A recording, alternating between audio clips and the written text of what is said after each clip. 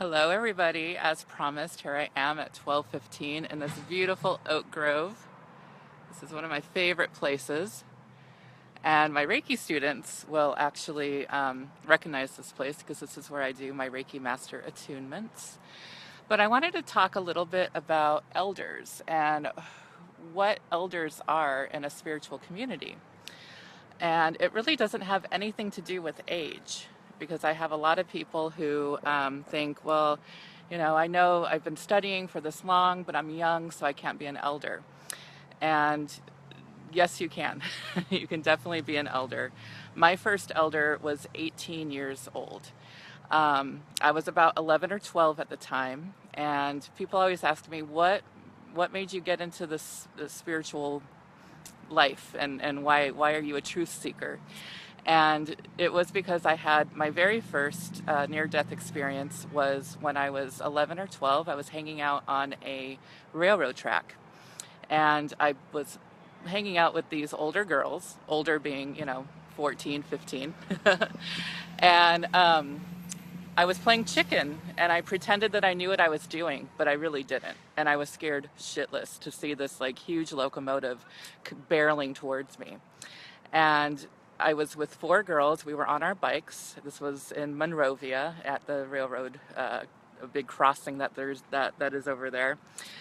And basically, the train was coming at me. It was, I'm not even kidding, so close, maybe maybe 100 yards. They had all gotten off the tracks at this point, and I still was there. And I was like a deer caught in headlights, except the light was the locomotive coming straight at me.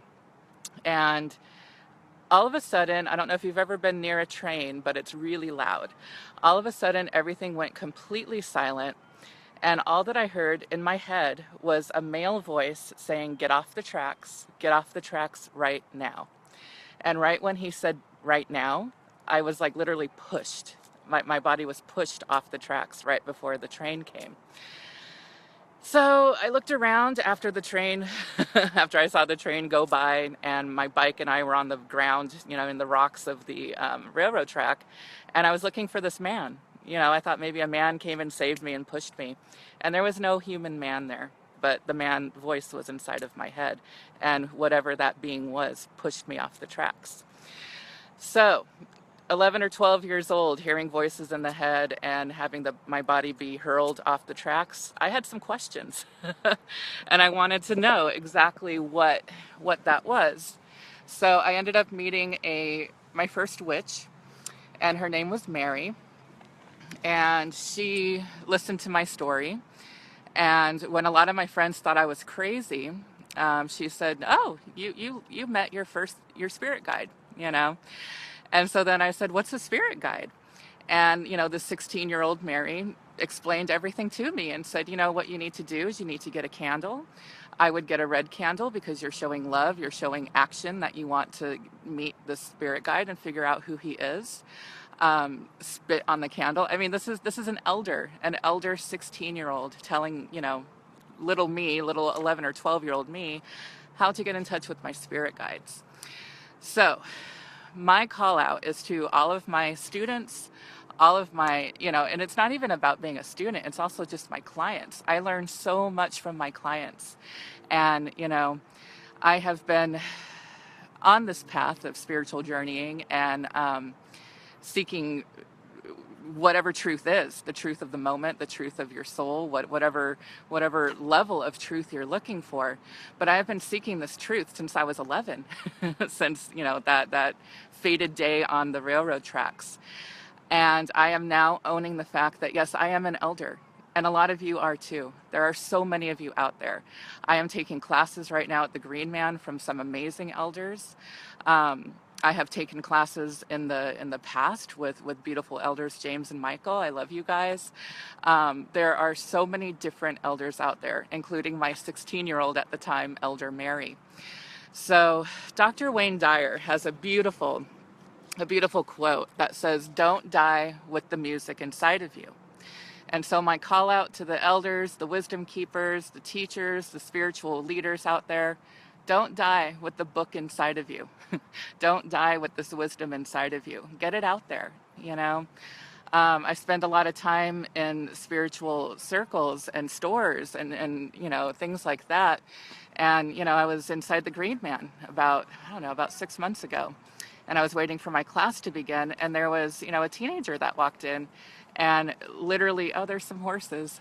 I love that there's always animals whenever I do these. um, but this teenager walked in and said, "How do I sage? What do I do?" And to people like you and me, we may think like, "Oh my God, you just burn it," right? But they don't know. There's a lot of people that don't know. So my call out to all the people that know: share it, and let people know. And by the way, there are there is a right and a wrong way to sage. So I'm going to be doing more videos on just small things, things that maybe you guys all think like, well, yeah, of course, that's how you sage, but a lot of people don't know. So that is my goal with these, is to help people learn how to sage, learn how to ground, learn how to vision, learn how to meditate. Some people think, oh, it's just easy, just close your eyes, but it's not that easy for some people. Yeah, hi Scott. Hi Emma. Oh, look, I'm finally looking at all this stuff. Yay. I love you too, Isaac. Isaac and I just got back from an amazing journey out in Joshua Tree, and I wanted to actually do a video out there, but we were literally so far out that like my phone barely even worked. I had no internet, so unfortunately I wasn't able to do a Joshua Tree video, but I'm here in my oak grove, so I'm very happy about that. But I'm not going to allow myself to die with the book still in me. And you guys shouldn't either. And it may not have to be a full-on book, but at least get your information out there. Teach people. If somebody asks you a question, that's the universe showing you that you are an elder when it comes to this. And, oh, the horses are here. Yay. Anyway, the horses are so close. I love this. Horse, actually, the totem is about taking power and moving forward, and it's a very strong totem. So as I'm saying this, three horses walk by, so that's pretty amazing. So smudging, clearing crystals, house blessings, all of these things are things that a lot of you guys out there think like, yeah, we all know this. No, they don't. And the more people that you allow into this sacred knowledge, the more people are going to know it, the more people are going to use it, the more goodness is going to spread within this world. And that's what we need right now. We really need that. I had promised you guys, some ways on how to ground and how to, with all these like crazy new energies that are happening. And a lot of the energy is not good. A lot of it is very angry. There's lots of fear-based stuff happening right now in the news. Just lots of crap. So my number one way is to shut down all devices. Don't shut down Facebook yet, after I'm done. But, shut down your devices, shut down your TV, turn off the radio, just really focus on something that makes you feel good. Man, I haven't had a TV for over a decade. And I think it's because I worked in the ad industry for too long. And it really, the news, all of that, it's the media. The media is not your friend. The media is not there to tell you what's really going on. The media is there to keep you scared and keep you, in this place of, oh my God, what's going to happen next? I can't leave my house. I can't think. I can't do anything. I'm going to get hurt. Yes, there are things that you need to know are going on in the world, but you're not going to find it on your TV. You're not going to find it on Fox News. You're not going to find it on any network news, really. You're going to find it, on the internet. You're going to find it, reaching out to people who actually live in the area that this thing is happening in, and finding out what's really happening. Are they really telling us what's happening? That's how you're going to find out. But if you start to hear the news, I know a lot of households always have the TV kind of on low in the background or blaring, as some of my neighbors do. And I just can't even understand always having that it's almost like a backdrop of negativity always in your life. So make sure, if you're starting to feel kind of negative, you're just starting to feel scared of the world, make sure that you're not feeding into that by watching it and having it on in the background. Have some beautiful music in the background, have some chanting in the background. Or how about this? Silence. Have some silence. My other way of grounding is reconnecting to nature. So going out and seeing some of this, you know, these amazing trees are here to help you. You know, not only can we breathe because of them, these are our breathing machines, they're the air machines, but they are connected to the earth in such a beautiful and profound way. And the earth is our mother. It really is. It's where we come from, and it's where we're going to go. You know, so you might as well be a good friend to her and allow her to be a good mother to you. And not even friend, be a good child to the earth, to your mother. So, you know, go out, touch a tree, go barefoot in the dirt, go barefoot in the grass. You know, that's a big one for me. And then another way is to hold on to something very grounding, you know. So if you're kind of spinning out and your energy's kind of all over the place and your head's kind of all over, you know, one thing I like to do is hold on to obsidian or hold on to hematite. And those are very dark, grounding rocks, black. Obsidian is black, and it's actually volcanic glass from the pit of the earth. So you can't get more grounded than that, literally. Um, and you know, hematite has kind of a gunmetal look to it. So look at your stores. Like there's Alexandria 2 here. Also Green Man in North Hollywood. They have all sorts of different stones. My advice is go to something that's a darker color. You know, that's going to be your more grounding stones, and feel them. Just put them in your hands, and which one makes you feel more grounded? That's the right one for you.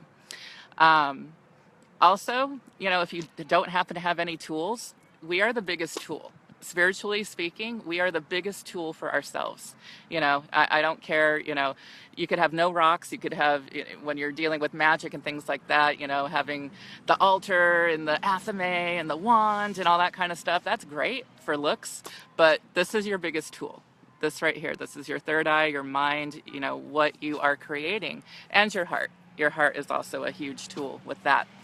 So this is your tool for grounding. Put your hands over your eyes. You know, I can't put both over my eyes because I'm holding the phone with one, but you know, your hands over both eyes, with or without Reiki. Obviously, if you are attuned to Reiki and you do energy work, that would be amazing, you know, to just do Reiki on yourself and put a beautiful protective shield between your third eye.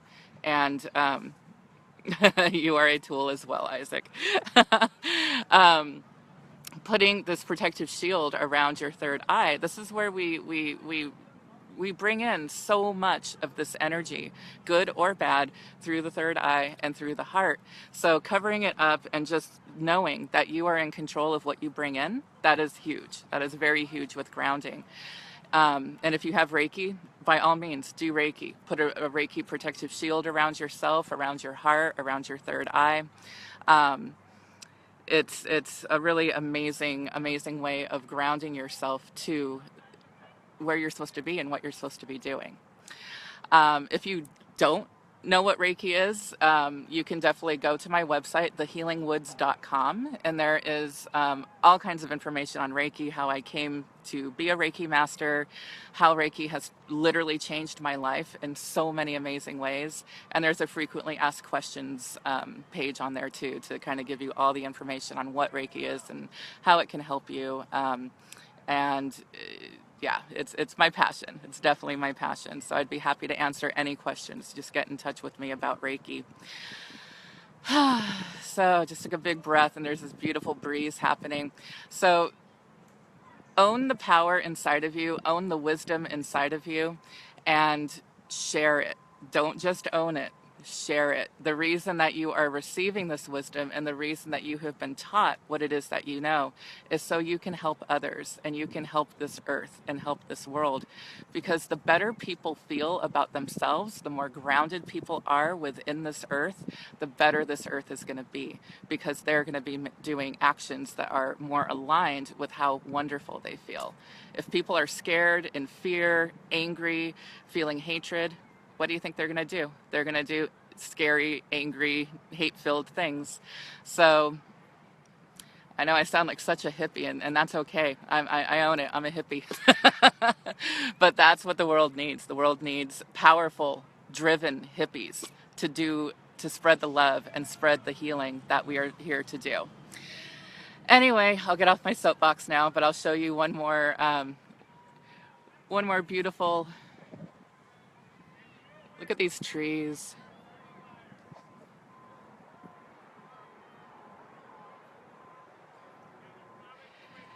Get out into the trees. I love you. Bye, you guys.